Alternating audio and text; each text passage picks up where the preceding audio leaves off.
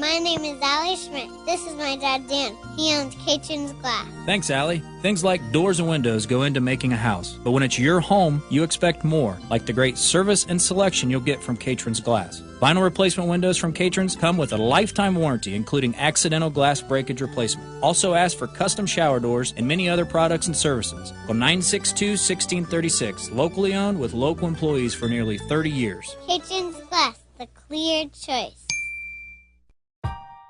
Welcome to the Betempered podcast, where we explore the art of finding balance in a chaotic world. Join us as we delve into insightful conversations, practical tips, and inspiring stories to help you navigate life's ups and downs with grace and resilience. I'm your host, Dan Schmidt, and together let's embark on a journey to live our best lives. This is Betempered.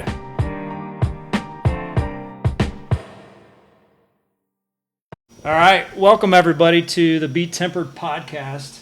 Today I've got one of my best friends and his son, Brad and Drew VanVleet, and we're here at their beautiful home in Richmond, Indiana.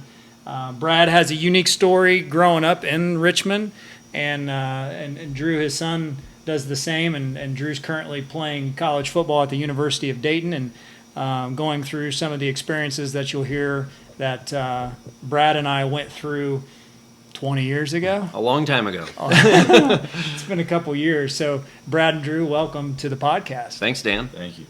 We're excited to have you. So, Brad, for those that don't know you, that might be listening, give us a little bit of your background and your story growing up here in Richmond. All right. Yeah. So, as you mentioned, Brad VanVleet, born and raised right here in good old Richmond, Indiana. So, I'm a Richmond guy through and through. I went to, all the Richmond schools, Charles Elementary, Test Middle School, Richmond High School. Really just grew up in kind of a middle class, family. My dad was growing the insurance agency when when I was young, so we didn't have a lot of money. It was the early stages, the birth of the agency, so a lot of work was being done. He spent a lot of time doing that. My mother was a school teacher. She spent a lot of time in the classroom. She kind of has a unique story as well. My mother really worked with juvenile delinquents, I guess you could say, kids that got kicked out of school, kids that were trying to get their GED. My mother was really passionate about that and really was able to form unique connections with kids that maybe a lot of people couldn't see the future with, and so she helped them gain success in their life, and that was kind of neat. So I grew up around that. A dad who was working all the time building a business, a mom who was a teacher and helping motivate people and helping them become better versions of themselves. And my sister and I, Shannon, had a typical upbringing. We were very into athletics. We were taught at an early age to work really hard. We worked hard at sports. We worked really hard at school. We did good grades, or got good grades because of the work we put in. We weren't naturally smart. I had a learning disability as a young kid, and I had to work through that. So those were things you deal with. But just a wonderful upbringing. Loved being here in Richmond. I mean, this was the typical community where we were riding our bikes all over town. I'd play outside till my mom would ring the cowbell. I'd be out back in the woods. And that's how I grew up, on a skateboard or on my bicycle or running around in the woods with my friends. And when the street lights came on or I heard the cowbell, that's when I came home. So absolutely loved it. Great experience. And then obviously went on to high school and loved my experience at Richmond High School. Again, being a hard worker, loving the passion of sports and the success and what you can attain through that. I was a wrestler and a football player, and I loved the difference between those sports. You had wrestling where it's one-on-one. I said there's nothing like looking at the other guy in the eye on the other side of the mat, and it's you and him. Nobody else to count on. It's man on man. So I loved that aspect. Had a unique experience through wrestling in high school. I had four head coaches in 4 years. We did not have a strong program, but a lot of the success I had was due to my father taking me to tournaments as a young guy. He would literally try to coerce some college students to come in and wrestle me because I literally didn't have anybody to wrestle and practice. What was your weight? So that's an interesting. So I started my freshman year. I wrestled 135 pounds. And by the time I was a senior, I was 189 pounds. And I had to cut weight to make 189. So I was playing football over 200. Yeah. So if you can think, I was making weight easy at 135. I mean, I grew significantly in high school. I remember coming back in high school, maybe my after the summer going into my junior year, and people literally didn't recognize me. They didn't know who I was. I had gained that much weight, had grown. So I developed later, I would say, in life. So I didn't have a ton of success in sports early. I mean, I thought I was good and, did all the little league stuff, baseball and whatnot. But I really didn't start to find success in high school until really my junior year. I was an okay wrestler. I was an okay football player. And then finally I started to grow, and I got my success from in the weight room. My father was big into working out, and I put in the work. I'd go work out in the mornings before school. I'd work out after school, and I'd say that really is the reason for a lot of the success I had, and then obviously just maturing. So anyway, sophomore year, I was probably a 500 wrestler. By the time I was a junior, I think I finished the year with maybe 5 or 6 losses. I was ranked. I went to state, thought I was the man. It was a cool experience, especially after just being an okay wrestler, to kind of having that success. And then same thing in football. Really started to get on the field as a sophomore, and then as a junior was a starter and led the team in tackles, and knew that's where I wanted my future to be. I loved football. My goal was to be a college football player. Loved wrestling, thought it was unique. I loved all the experience, but I did like to eat, and I didn't want to continue to cut weight for the rest of my life. So I pursued football, put all my passion into that. I wrestled as a senior too, went back to state. That was my big heartbreak.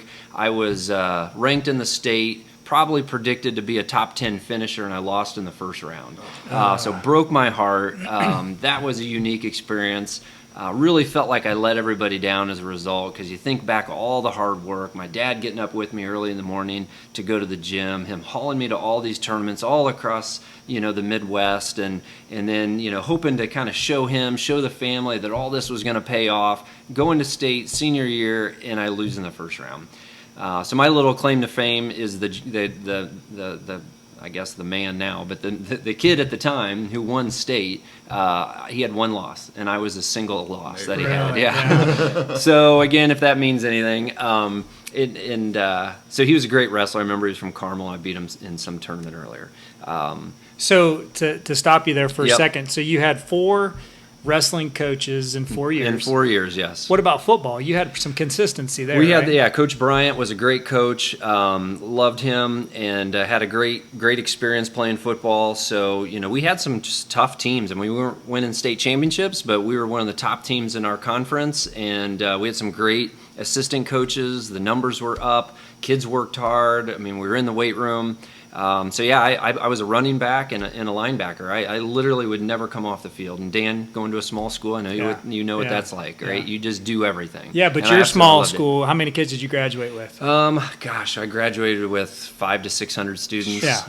I graduated with 120. Yeah. Ben, what'd you? 84. Yeah. We were talking about the other day on my senior year in football. We had 19 kids on the team. Wow. On the entire, that's entire the team. whole team, freshman through senior. Wow. We're working on the right side of the offense today, and then the left side of the offense today. Yep. So at Richmond we would have some kids go both ways. You could also have some kids that specialize in positions. But I mean, in those days, I'd say we had a full freshman, a full JV, and a full varsity team. I know the numbers are down a little bit more at this time, but hopefully they can get that back. But Coach Bryant, I mean, we always were tough. We had a great season. We won the conference. We won a couple of games into sectionals, and then unfortunately, we ran into a juggernaut back, my senior year. I can't even remember who it was.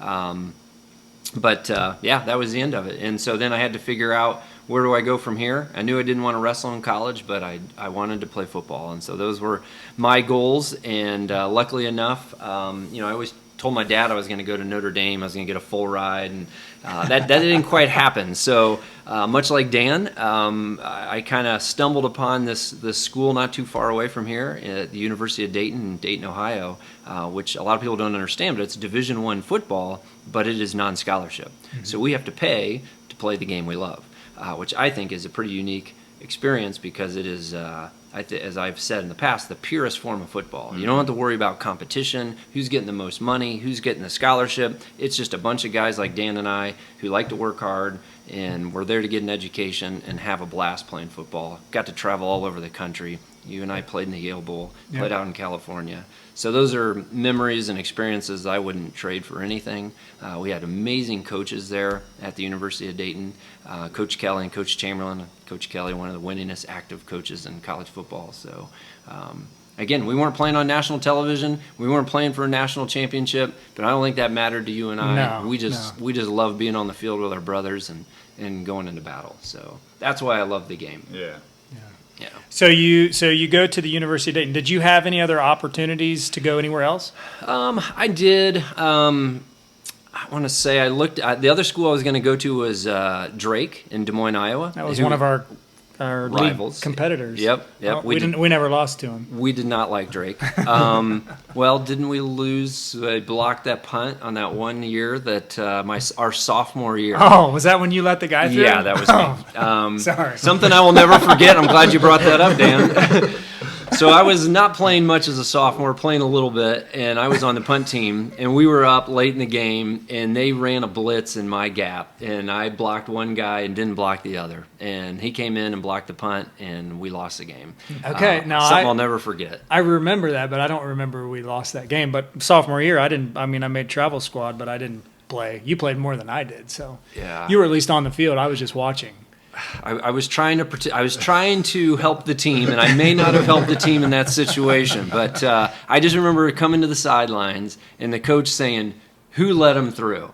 And you talk about these lessons that you learn playing sports, and I had to be the one to say, "Coach, I think that was my gap." Yeah.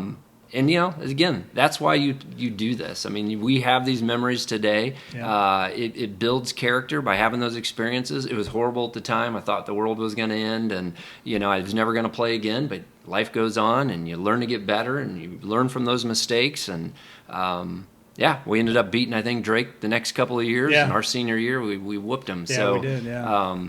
Yeah, it was great. I loved it. Yeah, you were talking about when you were in high school and you're wrestling and you got beat in the first round. Yep. If my daughter Allie is listening, so she just graduated from high school. She's getting ready to go off to college to Ohio Northern University to run track, but she had all these ambitions. Mm-hmm. Getting through. She had a pretty successful season running hurdles as a junior, and she goes into her senior year.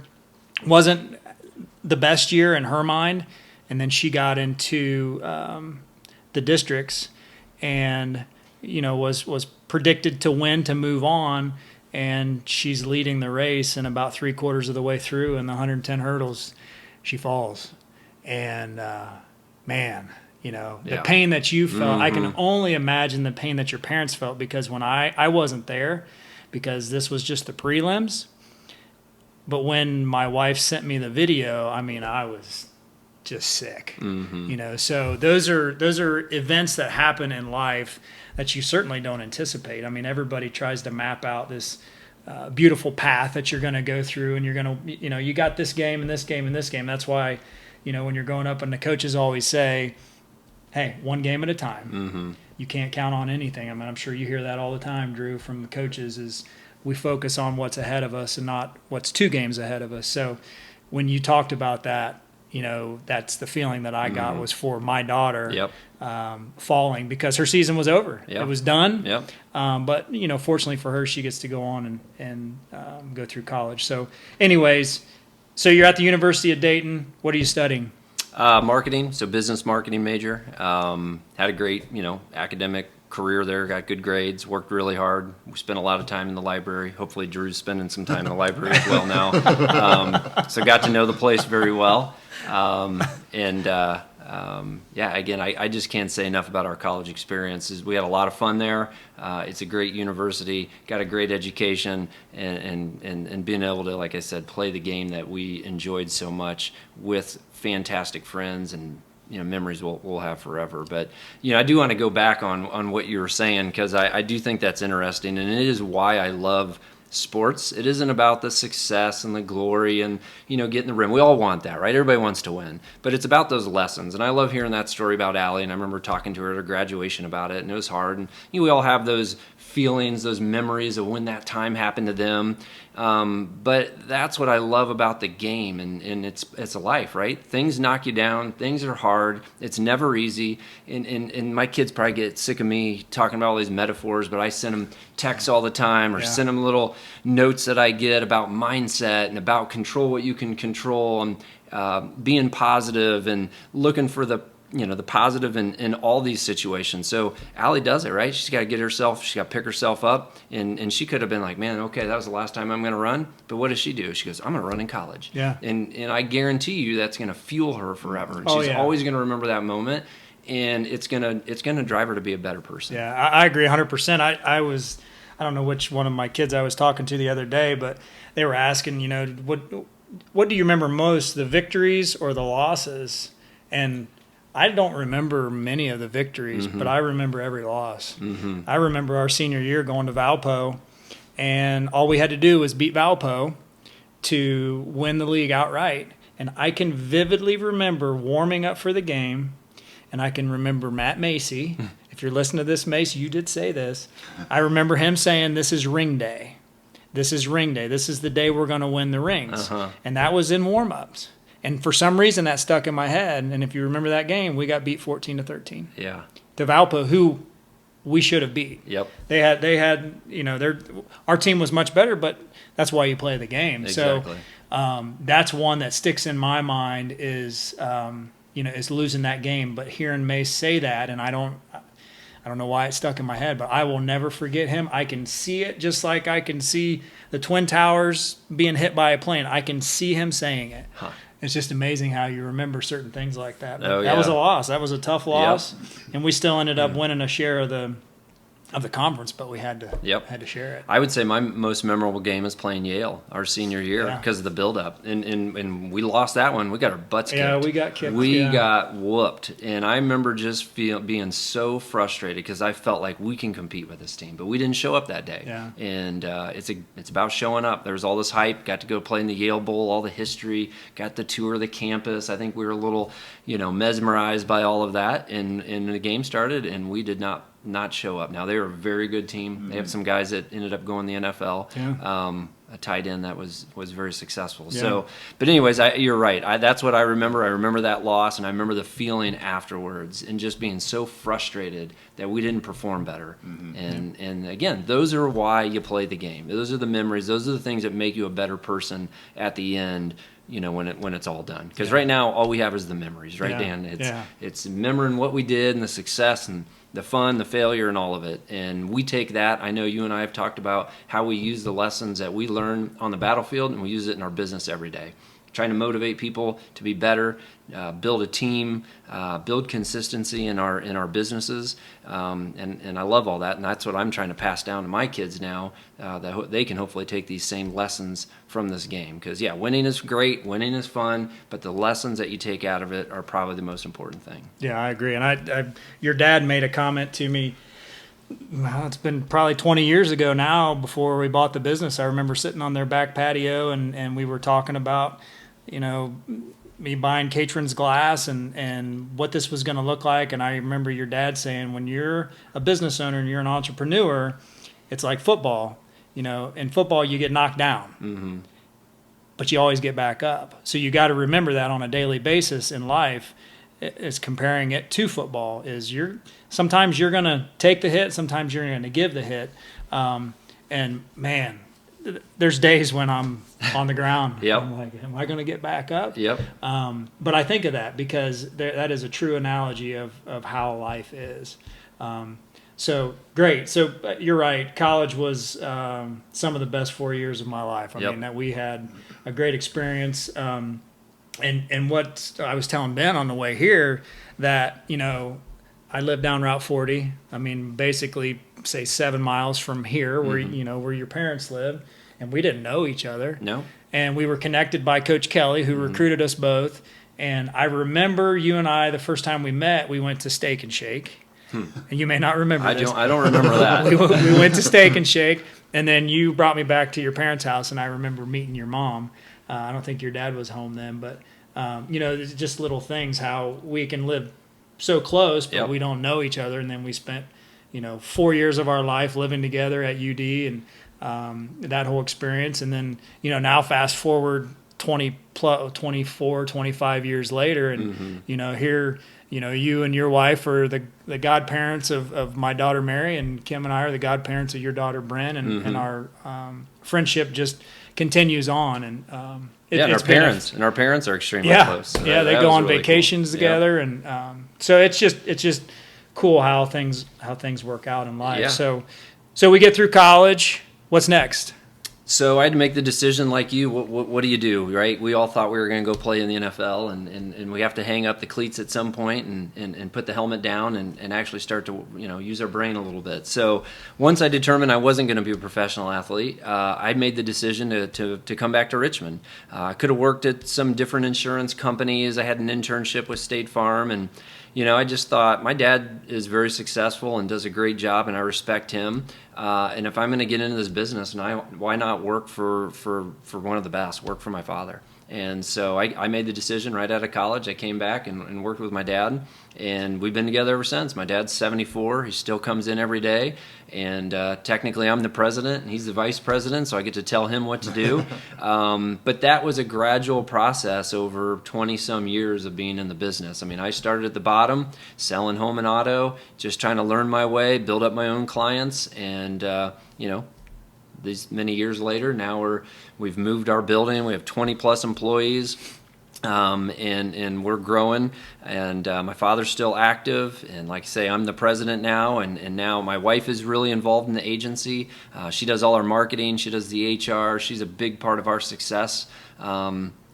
Definitely because of her structure and organization. And Dan, you know that sometimes you need someone to be your rudder and to help you, because we get these big ideas and things we want to do, and you need somebody to actually help you facilitate that and make it happen. Absolutely. And that's Kelly for me.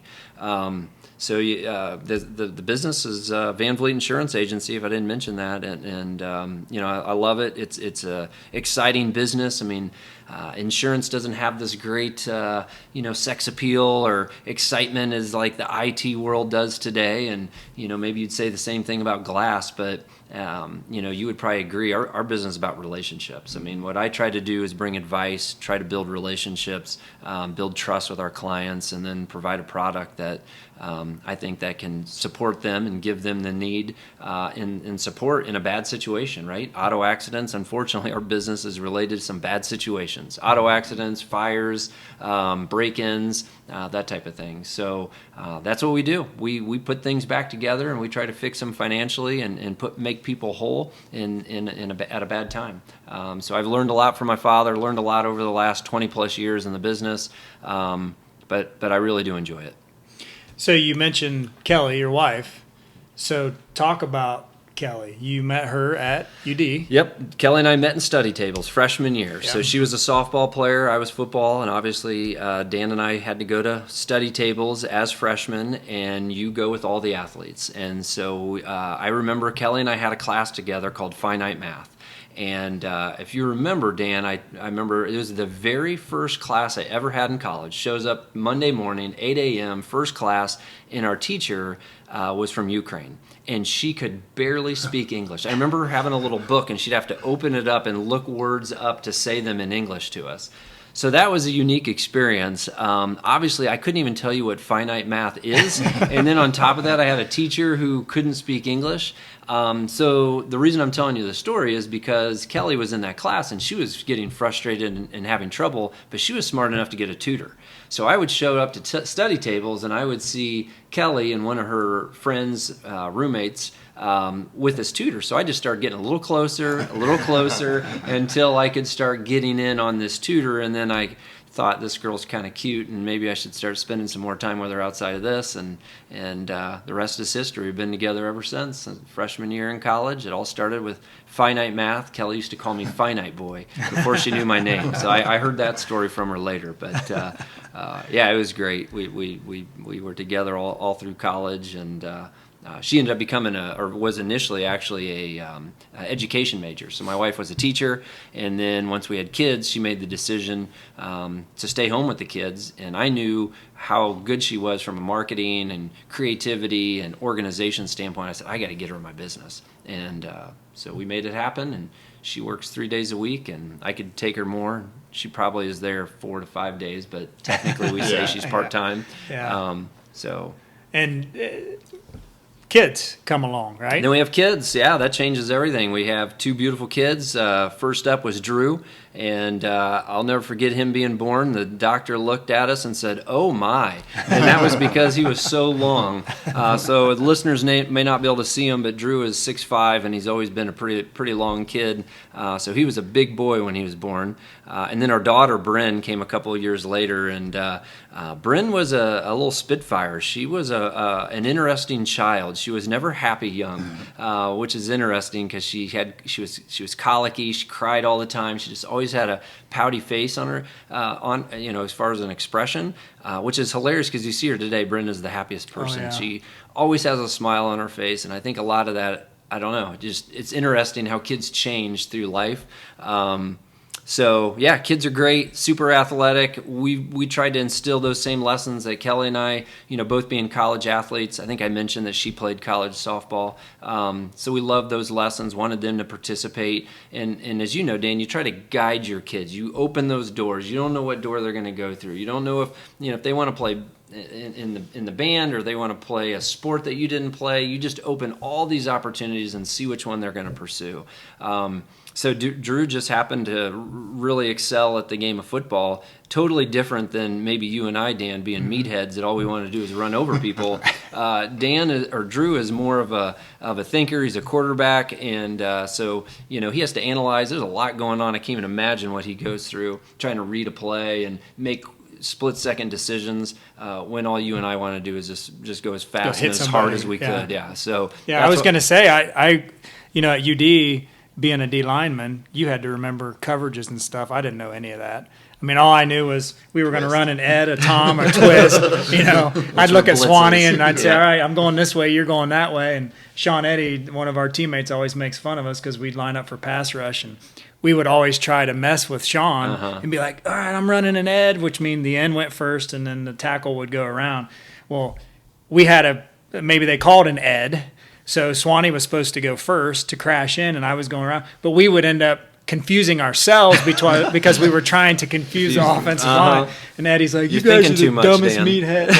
So I'm not that smart, which you can tell. Well, I always say that you had to do all the dirty work, Dan, so that I could get all the glory. Yeah, as a true. linebacker, I got to make all the tackles. Well, I couldn't make a tackle if Dan wasn't keeping the lineman off of me. So that's thank you for finally giving me that. I'll give you some credit. 24 years. Yeah, took that long. At least it's recorded, right?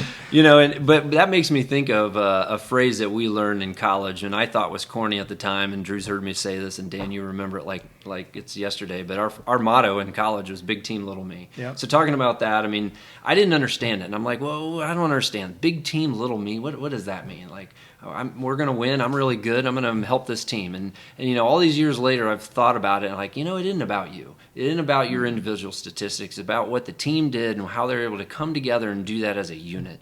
And I really commend Coach Kelly for instilling those lessons in us.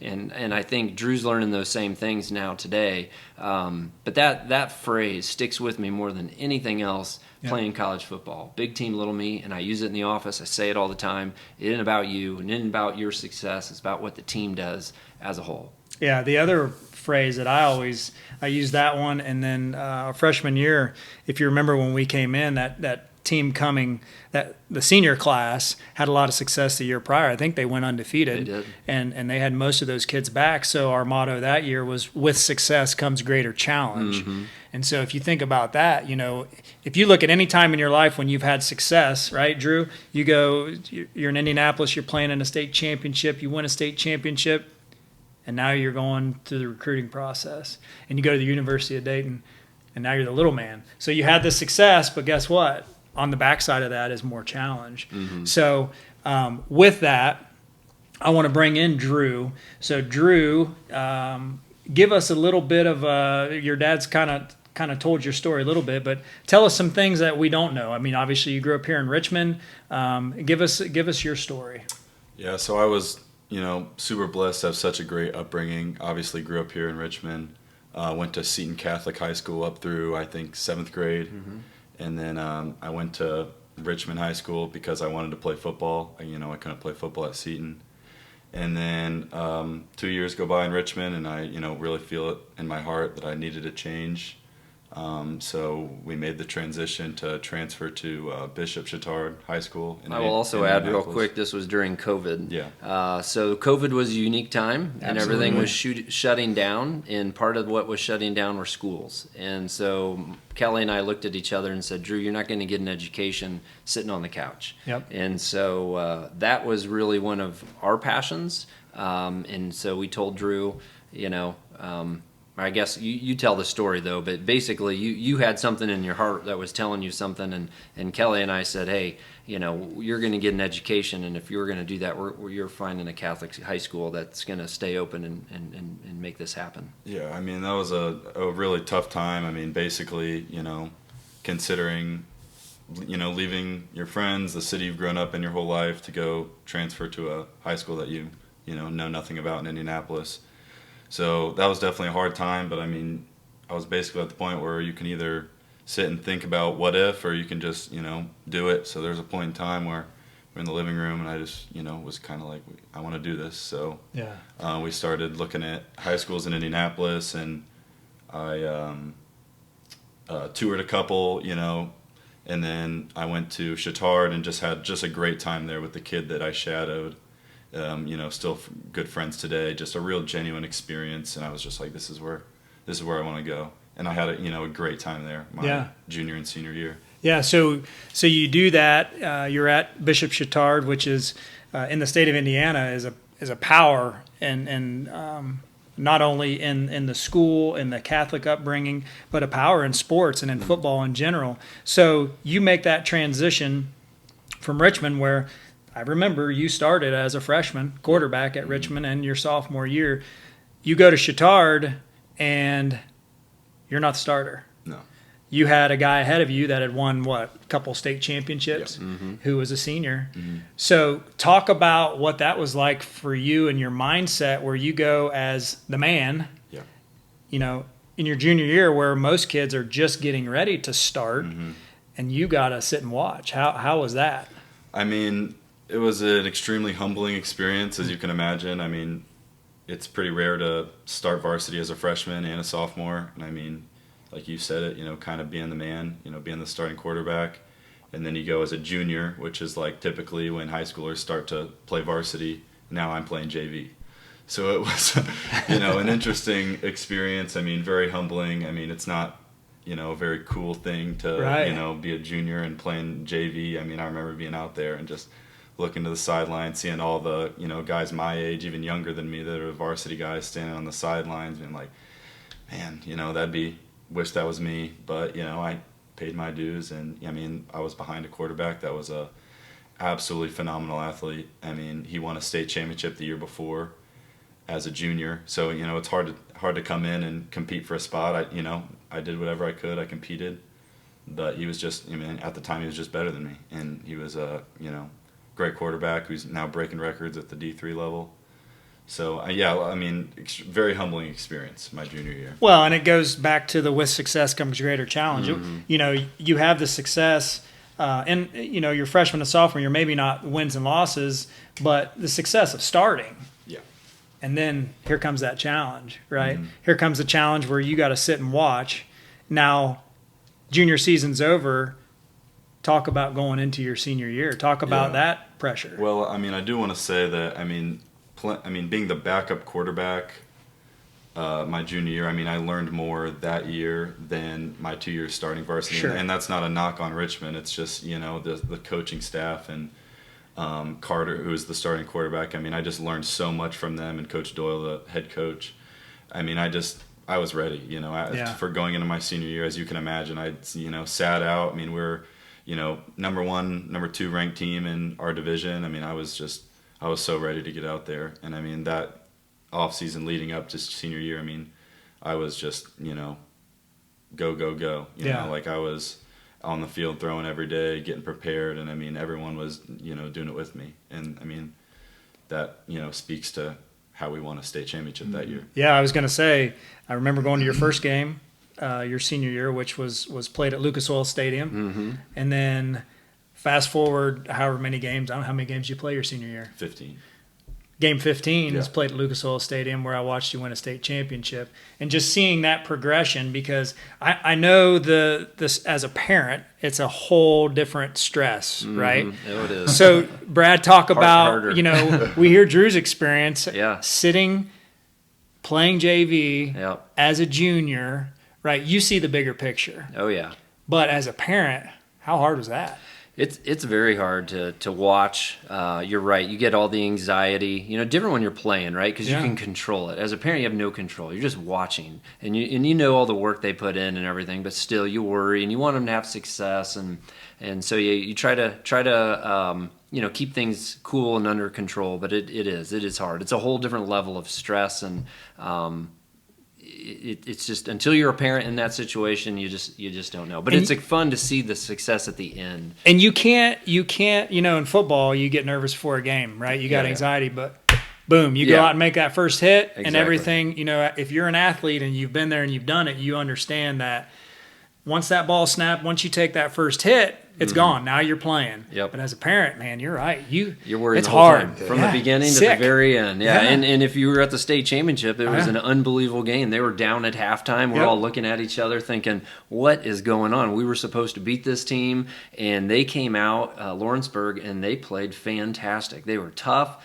They were a running team. They were starting to throw the ball, caught us off guard, maybe got a little lucky, but you know, it was cool to see Drew and his team come out in the second half and just cool and just knew Yeah. exactly what they were going to do. And that I calmed down, because that next drive we drove all the way down the field and threw a touchdown. I remember looking at Kelly like, we're going to win this Yeah, game. you could feel the momentum. You could, change, and then they never scored another point. Yeah. Chittard took over, but that's again credit to those coaches, Yep. to these kids, the situations they put them in, the competition that they would play. So Chittard doesn't go and put an easy schedule on their calendar. If you ever look at who they play, Chittard has to have one of the hardest schedules in the state of Indiana. That year we went and played Cathedral, who was a top-ranked team. Roncalli was a top-ranked team. You went and played Cincinnati Elder. Cincinnati Elder in Ohio. I mean, you Top-ranked go Ohio.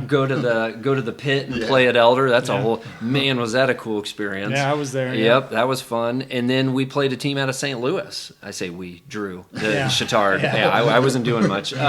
But, you know, this team was a nationally ranked program, Christian Brothers out of St. Louis, who had a tailback who was going to Notre Dame. I mean, we had no business playing these guys. They came off the bus, and they were just huge. And Chittard, I mean, the enrollment there is 700 kids. It's not very big. It's a 3A school. But every boy basically plays the game of football, and they work really hard. And that's what is unique about their program. Phenomenal coaching, hard work, and they practice at a whole nother level, which I think is what you experienced, Drew, which leads to success. And Yeah. So talk about winning a state championship. Yeah, I mean, it's crazy. I mean, it's even surreal now that I already happened, and it's still surreal. I mean, it's just because you think of, you know, growing up, we'd go to the state championship games every single year. Like every year, I'd go and watch in Lucas Oil all the state championship games, and it just seemed like, you know, it just seemed something that wasn't. Like an out-of-body experience. Yeah, you know, like didn't seem almost possible. an in a way. unattainable dream. It's that one of those type of things where it's just like you look up to these guys that are out there, and it's just one of those things that's like, I mean, I don't mean to be negative, but you're kind of like, I'm never gonna be doing this. I mean, you Yeah. can only dream, but Yeah. it's just like didn't seem real. I mean, in Richmond, it's not like football was, you know, big Right. culturally Right. at the time. And so I was just kind of would go and just be in awe at these, you know, athletes that are out there winning state championships and, you know, getting the huge trophy and everything and walking around Lucas Oil. I mean, it was always just such a cool experience, just Yeah. being able to watch. And then, I mean, playing in a state championship, playing in Lucas Oil twice was awesome, but I mean, it was just one of those things that you just, no words can really describe, because you just, I mean, it's just complete satisfaction. Yeah. I mean, all the hard work that I'd put in. Yeah. And for you, going through everything you went through the prior 4 years, moving schools and the challenges that created for the family, right? Mm-hmm. All those difficulties, sitting out your junior year, and then all of a sudden, here you are, Lucas Oil Stadium, playing for a state championship. You can look up on the Jumbotron and watch your replay. Mm-hmm. I mean, that's all stuff. We didn't have that at Dayton. No, I don't replay. even know that we played anywhere that had a big jump. Now, it's a lot different now than it was 20 years ago. But, for me, just watching was just awesome. Yeah. Just seeing it all come together. Like, it's like, not a storybook ending, but kind of like a storybook ending for your high school career. Yeah, but it wasn't easy. That's what I don't think everybody understands. Yeah. Everybody sees the pictures, sees this winning, and thinks, "Oh, that's great." But the suffering, the pain, the everything we went through to get there, the traveling, the back and forth, I'll tell this quick story, so I'll never forget that Drew mentioned this conversation we had in our kitchen where we're sitting right now. When he says, I want to make a change and I want to, switch schools, and I'm having like an emotional breakdown. I'm literally like crying. And I said, Drew, this is where I went. This is where your grandfather went to school. This is what we do. This is where you live. This is what, and he looked at me and he says, Dad, everybody deserves to have their own story. Mm-hmm. And he's like, and I still get emotional. He says, this is my story. Yeah. And as a parent, that's all you want is for your kid to live their own life and have their own story and make the best of it. Yeah. So he did. I mean, I couldn't have done that at 16 years old, is looked at my parents and say, I'm going to leave you guys. I'm leaving the house. I'm going to move an hour away. I'm going to go to a high school where I don't know a single person, and I'm going to learn from coaches I've never met. And I'm doing this all just because I feel like something in my heart's telling me to go. Yeah. And so that was unique, and I commend him for that, and it's led to a lot of success. But it reminds me, because Dan, I know you and I love listening to podcasts and love books. Yep. And there's a book, and I don't know if you've read it, but you have to. And I was in preparation for this, I was thinking back at some different podcasts and books, and hearing Drew's story and him tell it reminds me of the book called Chosen Suffering. And it's actually about a wrestler. His name's Tom Ryan, and he's the head coach at Ohio State. But it is absolutely phenomenal. It's all about his story and his chosen suffering, and just what Drew went through. Tom did the same thing. He was a starting wrestler at Syracuse, had a full ride, and he basically walked away from all of it because he wanted to wrestle for the best program in the country, which was Iowa at the time. Mm-hmm. So he walks on to Iowa, shows up. They don't even know who he is. And they look at him and say, you're not going to wrestle here. But it fueled him. And again, it was chosen suffering. And he talks about how his life and the decisions he makes is in the success he's had is due to chosen suffering. He made the decision. He understood that some of the best outcomes you can have are due to some of the most complicated and toughest situations you're going to put yourself into. Absolutely. So an unknown, he drops everything, goes to Iowa, and again, you got to listen to his story, but has unbelievable success. He's now the head coach at Ohio State, one of the best wrestling programs in the country. And he also talks about some unchosen suffering that happens to him, because we all have unchosen suffering that happens to us. But what is unique is when you can choose your suffering and you're willing to pay that price to have success. Yeah, when you know it's going to be tough. Yes. But you do it anyway. Exactly. And I don't know, as a 16-year-old kid, did you have any idea how tough it was going to be?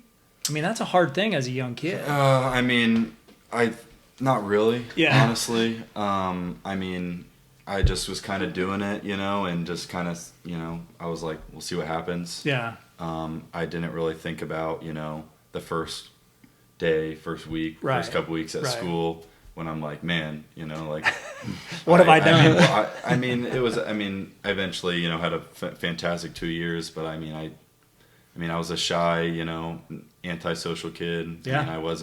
And kind of spending a lot of time by myself in the house that we had over there.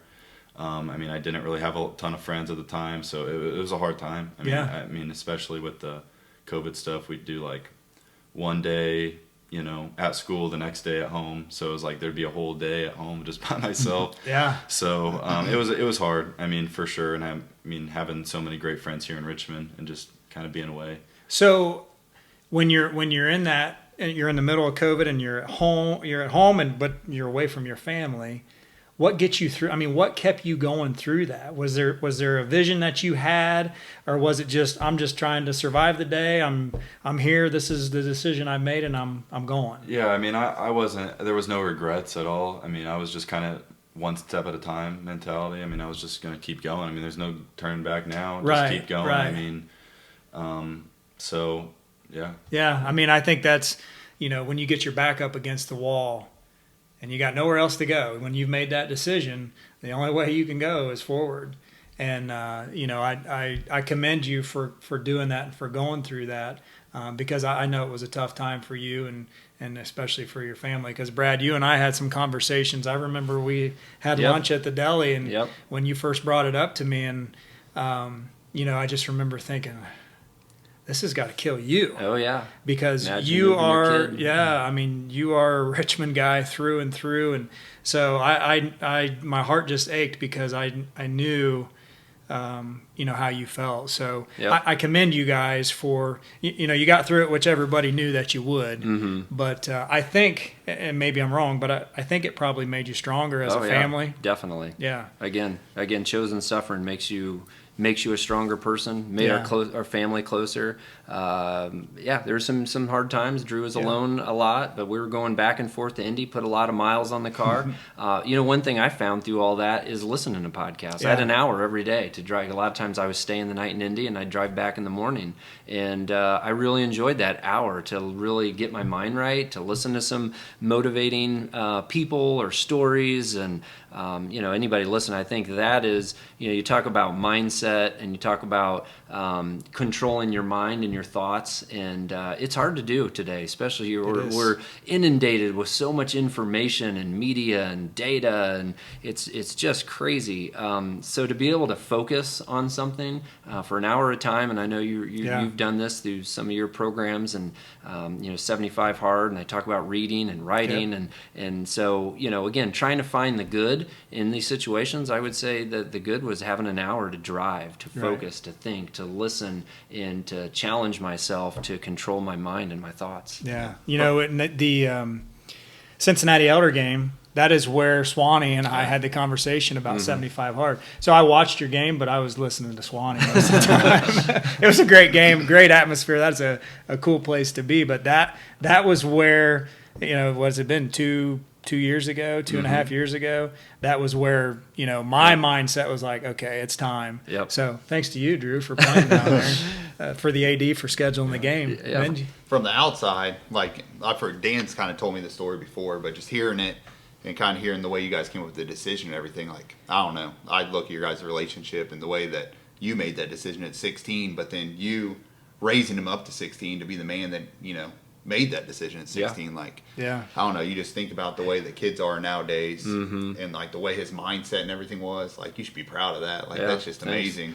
Hopefully I can do the same with my boys, and to have that relationship where he can openly talk to you about, like, feel like I got this, Dad, and you give him that power. That's just awesome.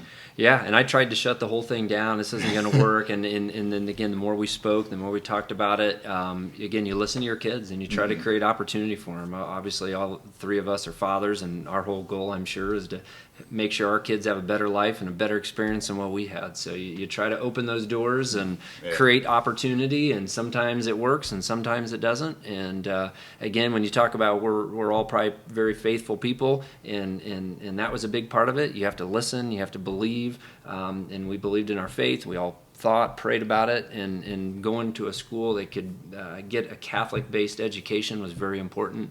And then, the football was icing on the cake, but the education and the religious part of it were probably the most important thing for Kelly and I the whole way through. So, it was a unique experience, and then to kind of see where he's at now, which is the next part of the story. Is Dan and I, after graduating, we played with a gentleman by the name of Trevor Andrews, and Trevor was a senior our freshman year.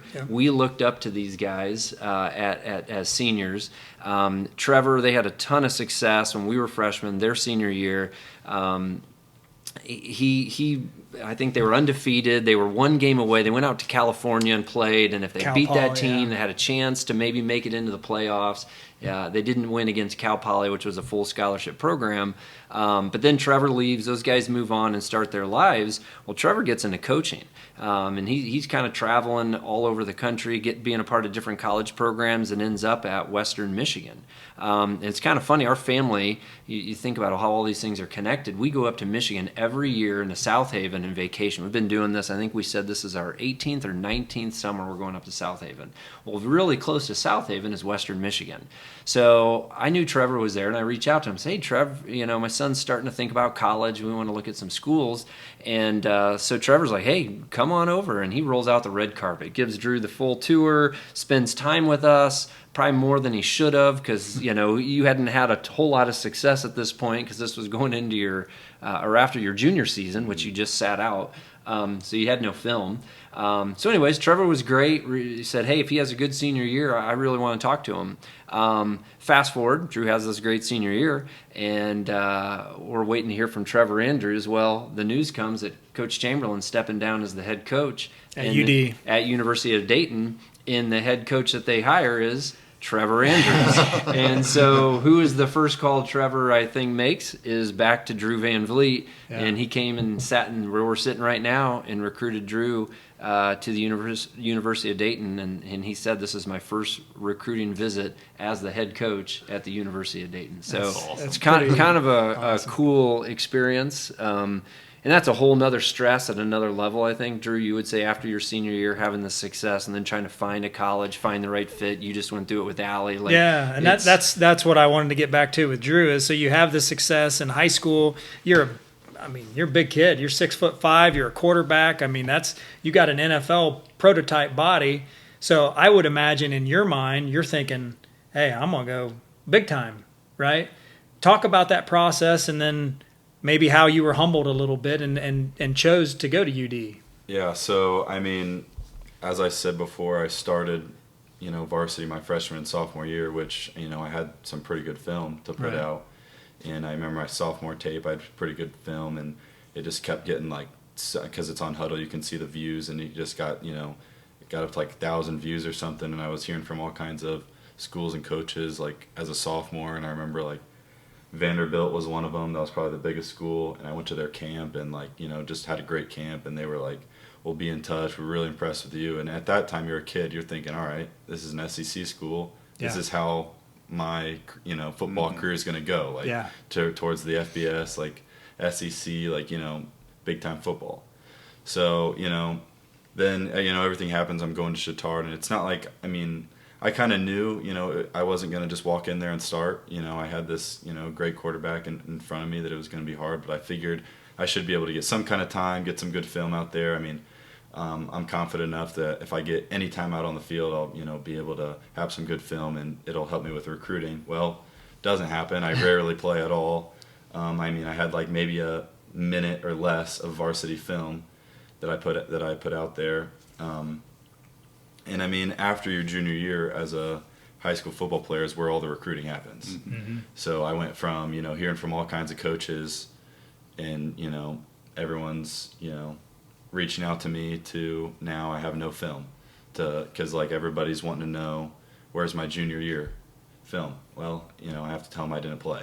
Yeah. Which is hard. Were you injured? No, I just was a backup. So, it's hard. So then there's, nobody's interested in you anymore. Right, yeah. So then they're kind of recruiting you based on, okay, this kid's had a good sophomore year. He's a really big kid. He had no film last year, which is that, coaches don't want to take that risk in offering a kid like that. Mm. So they invite me to their camps. I'd go to all kinds of camps, mostly MAC schools. Yeah. And I'd play, perform really well because I'd go to these camps and play really well, but they'd all come back to, well, we would offer you, but you don't have any junior film. Yeah. So then they'd say, well, once your senior year starts, send us, first couple games, and then we'll offer you then because we know you're going to have, a good year. But by that time, they have their quarterbacks. Right. Yeah. So it's it was a point, I'm playing my senior year, and, I was just kind of sending, I remember I'd send my mid-season film out to you could scroll in my, Twitter messages to all the coaches I, sent it to, and very few responded. So that was a time I wasn't getting much, college interests. I think I might have picked up a Valpo offer before my senior year, and D2 schools like Tiffin and UIndy. Yeah.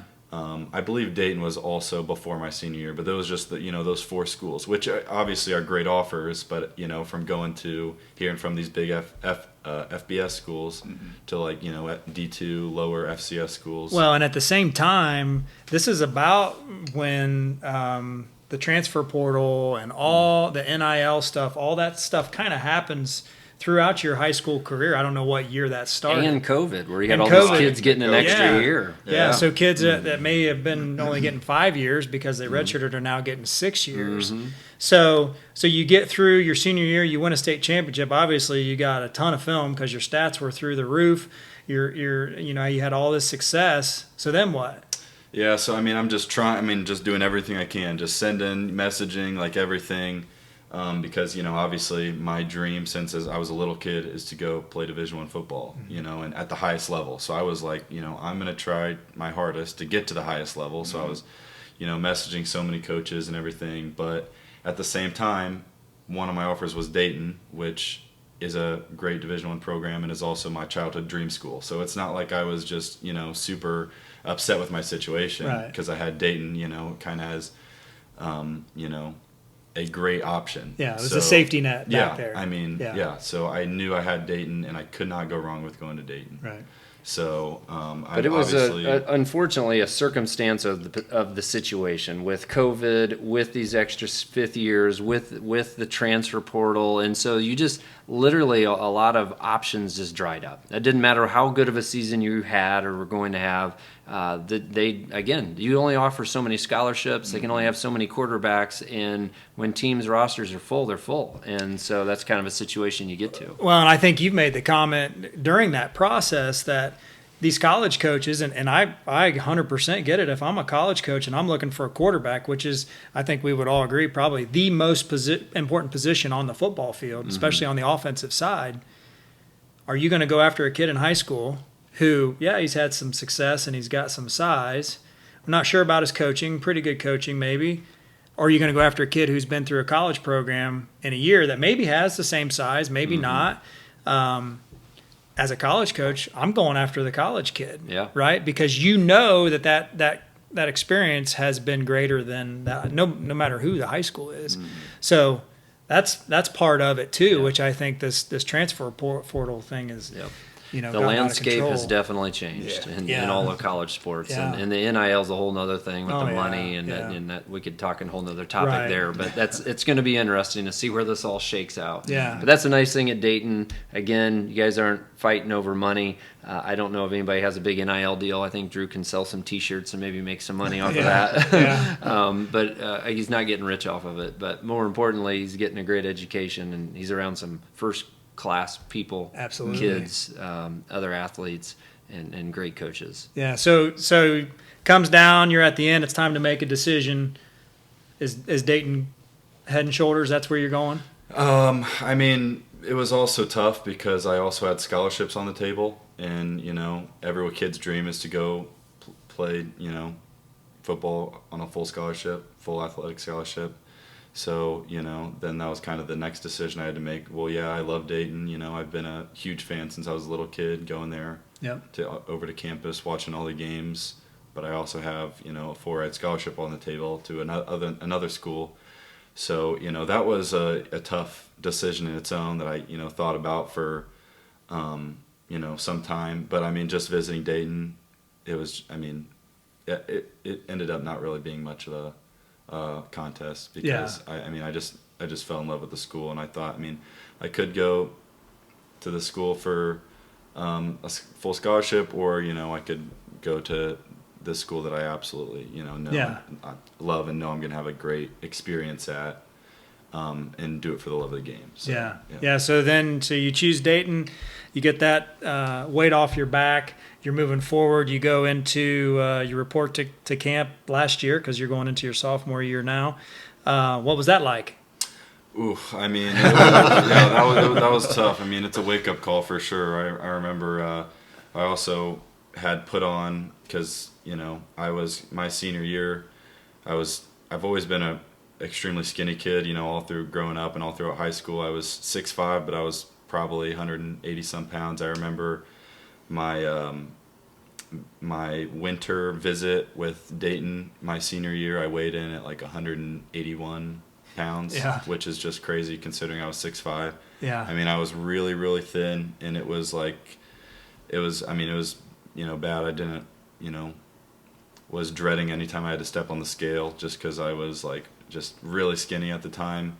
And then I, put in the work that off season and gained like, I don't know, 30, 40 pounds, whatever it was, to get up to over 220. So then I come in and I just gained all this weight, and then I come in over the summer for a workout and it's conditioning. And I was like, well, I just put on all this weight, but I didn't really think about running. So I'm just, not there for, running just for 10 minutes or so. And then I just have to go behind the bleachers and I'm just throwing. I got a lot of texts from Drew of, I threw up again today. I had the trash can with me today. That's good. All those conditioning workouts the summer before the season started, I was, a lot of throwing up behind the bleachers and in trash cans and stuff, just getting in shape. But I eventually got in pretty good shape. Yeah. But you did lose some weight through the process. Yeah, had to lose some weight. You gain so much, it comes off pretty easily. So, but then the season started or the camp started, and it was a big wake up call with this playbook that they dropped on me, and it's they take steps to help you learn it, but really it's up to you. Like you have to put in the work. Me and my roommate would be up super late at night on our whiteboard, just having to draw up plays, just super stressed out, having to learn these plays. And again, I'm in the mindset of I'm not here to be whatever string, like I'm trying to compete for a job, and that's kind of, they recruited me saying you're in this position that you could start this year. So I was in there like I have to get this playbook down. So all through our camp, I was just super stressed out trying to learn this playbook, and it was so hard. It was not easy at all. It's a lot. Yeah. And Chatard is not an easy offense. You had a pretty sophisticated offense in high school, and then it's a whole nother level, as Dan, when you get to college. Yeah. So they had a lot to learn, and you get a 3-ring binder, and I don't know how many pages are in it, but it's pretty thick. Well, and not only that, as a quarterback, you're just not learning where you're throwing. You got to know everybody else. You got to know your protection. You got to know your audibles. You got to be able to read the defense. So it's a whole. I am not that smart, so there is no way I could do that. So that's pressure. Yeah. And you're trying to learn all this during camp, Mm-hmm. so your body is aching. I guess luckily you had the experience of being away from home at Chatard a little bit, so you kind of had that where a lot of kids don't. Mm-hmm. But you're away from home. You're living in a dorm. You are with 100 other kids on a team that you don't know, and you're trying to learn this playbook because you want to compete. Mm-hmm. So that's some stress. Yeah. That's some stress. So you get through camp, which is a feat in itself. Yeah. I was trying to tell Nate, my son, who's a freshman, who they just started their camp or their mini camp, I guess, for high school yesterday. And I said, Nate, you got to embrace the suck. The next month and a half is going to suck. Mm-hmm. I hated it. I despised camp. I don't know that anybody really looks forward to it. There's parts and pieces, but your body aches. It's hot. They're yelling at you. You're trying to learn things, and so it's tough. So you're going through that whole process. You get through camp. School starts. Yeah. What's that like? That's a battle in its own. Having homework on top of everything. And academics at Dayton's no joke. It was really hard.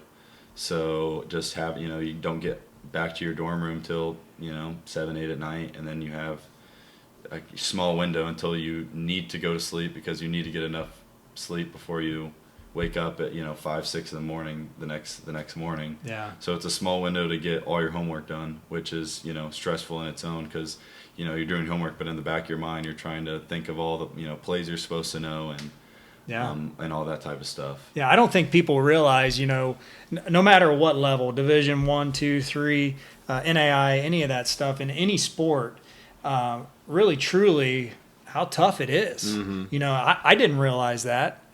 But what I found after my first year, and you may see this now going into your sophomore year, your second year, that structure of having to do those things made me a better student. It made me a better athlete.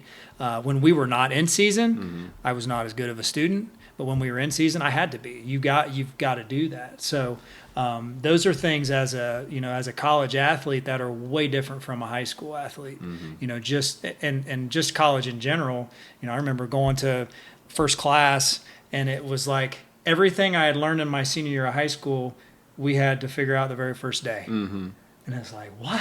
Oh, so what's next? What's after this? It can be very overwhelming. So you're in the middle of all that stuff, and then school starts. You're doing all that, and then first game starts. Where are you at on the depth chart? What's things looking like for you?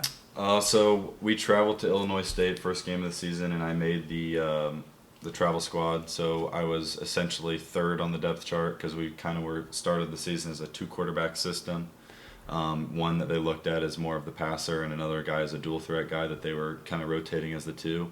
And then I was next up, So I traveled to Illinois State, and we got crushed. It's one of those things where you go to Dayton, obviously we were playing a full scholarship program, really good team, but don't really expect that, Yeah. Especially the history Dayton has as being as successful as they are. You don't really expect to get shut out in your first game. I'm pretty sure we got shut out 40-some to 0. Yeah. So and then again, you're watching from the sidelines and just can't really do much because you're on the sidelines. So you just kind of have to watch it happen, watch it unfold. So that was tough. Yeah. So fast forward through the season, there comes a point in time where your name's called. You're a freshman. You're a true freshman. You just went through camp. You talk about learning this playbook. You're going through the college experience, and here comes coach and says, "All right, Drew, you're our number one." What was that like? Yeah, that was crazy. We were in a time where it needed to happen. Yeah. No disrespect to the quarterbacks that were playing. I love them to death, but. We just weren't getting it done offensively, and as an offense, we needed to change. So, I was playing really well in practice. Playing really well, and it was a situation where, you kind of hear the talk and the kids on the team that are kind of like, are you should be playing, blah blah blah, right. That type of stuff, which is, you can only do so much. But I was playing really well in practice. We kind of. Needed to change offensively, and Coach Andrews called me into his office and just basically told me that we're going to give you a chance this week to start. And we weren't doing any 2-quarterback, offense. Like this is your show. I was just, I was going to. Do you remember what day of the week this was? It must have been the Sunday before the game. Yeah, the Saturday game. Or so that we played Saturday, then the next day. So the Sunday before I played. So you got a week. Yeah. Where coaches said, "All right. This is your chance. This is your opportunity."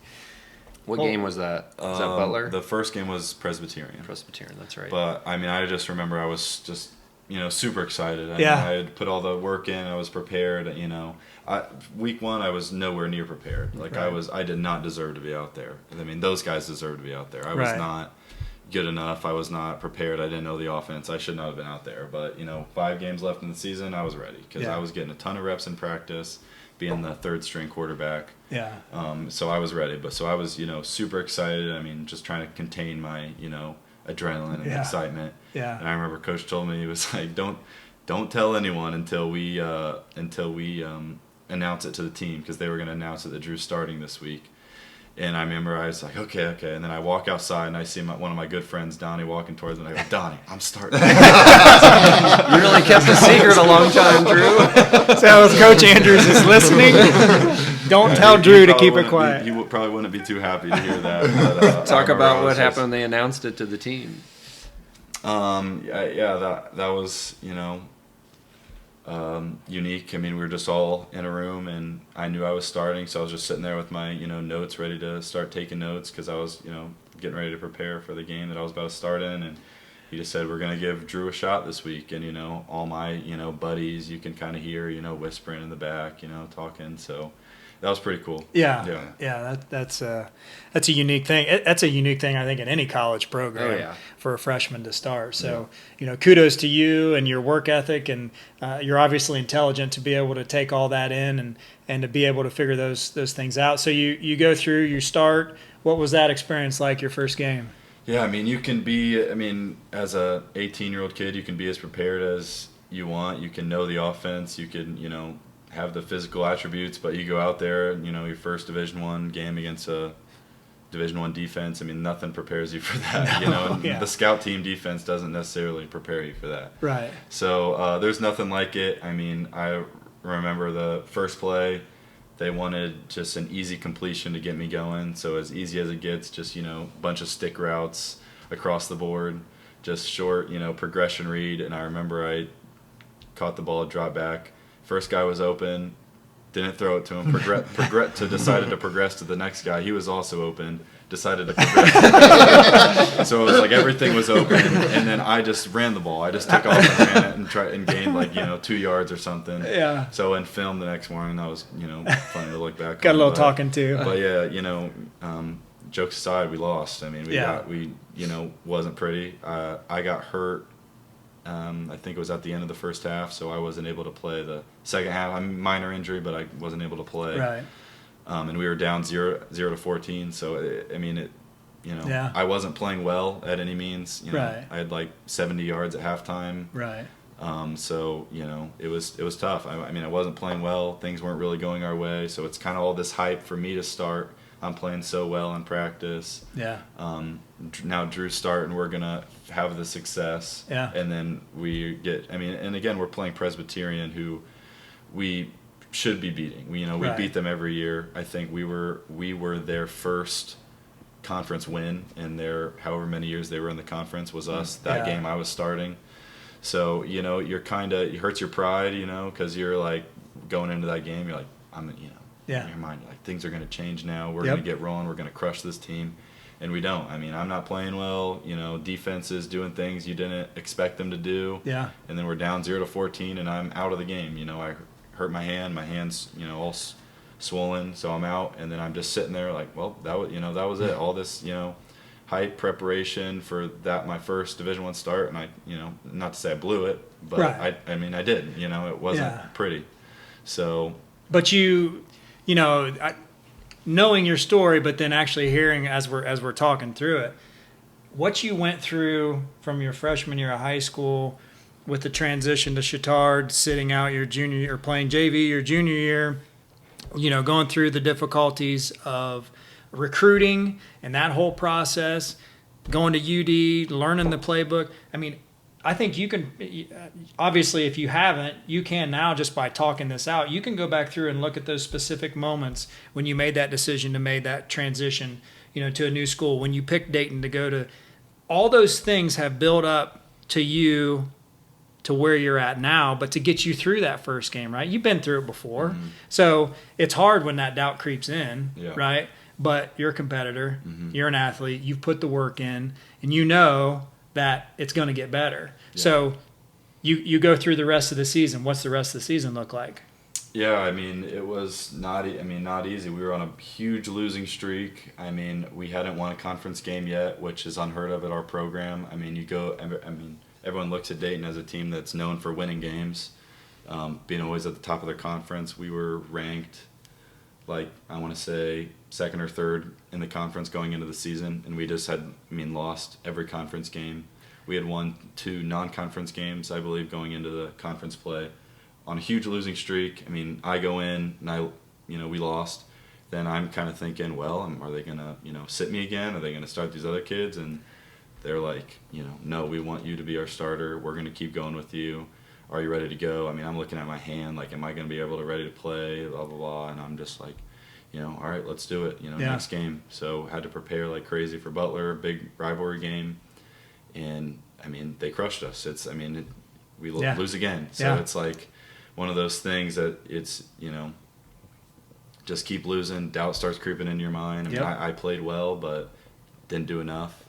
But it's still a team sport. Yeah, doesn't matter. Mm-hmm. Adversity, you had a decision to make. You fold the tent or you keep battling. Yeah, and obviously being Dayton alum, and we had a lot of success. Our 4 years were there, and then, seeing the struggle that not only the team is having, but Drew going through this as a freshman, as a parent, back to the same emotions, right? Oh, yeah. Sick to your stomach, Yep. just like, because he's on stage. Yeah. As a D lineman or an offensive lineman or whatever position, even as a linebacker, it's not like everybody's watching you. Exactly. But everybody is watching Yeah. you. It's tough. Yeah, and it's tough as a just a pride of being a Dayton grad. Like, Dayton wins. Yes. You remember that, Dan? Yes. Like, we win. Yeah. And that's what you do at Dayton. And that's what the expectation was. And to see them under new coaches and all these kids, and they had a pretty good season the year before. So I think there was big expectations for this season. So it was a lot of frustration. But as we say, adversity builds character. Yep. Drew learned a ton. I think you had a lot of success in the next 2 games and won the last 2, right? Lost the first 2, won. Okay. And then played really well in your 4th start.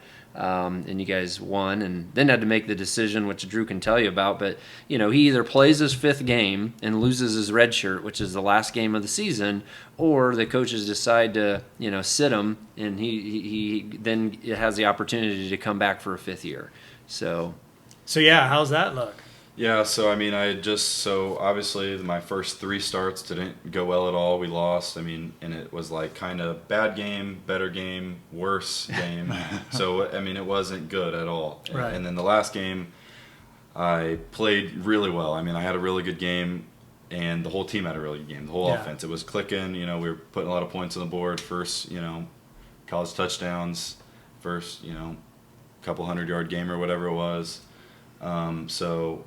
Yeah, we played really well as an offense. I mean, now things were kind of going, but we had 1 game left in the season, so it was a little too late for the offense to get moving. To get clicking. But we had one game left in the season, so then coach calls me in again, and I kind of know what this is going to be over, because you can only play 4 games and keep your red shirt. So coach kind of had that conversation, and he made it clear that it was going to be his decision or my decision. Both of our decision, but that he wasn't going to just make the call without hearing from me is what I'm trying to say. Yeah.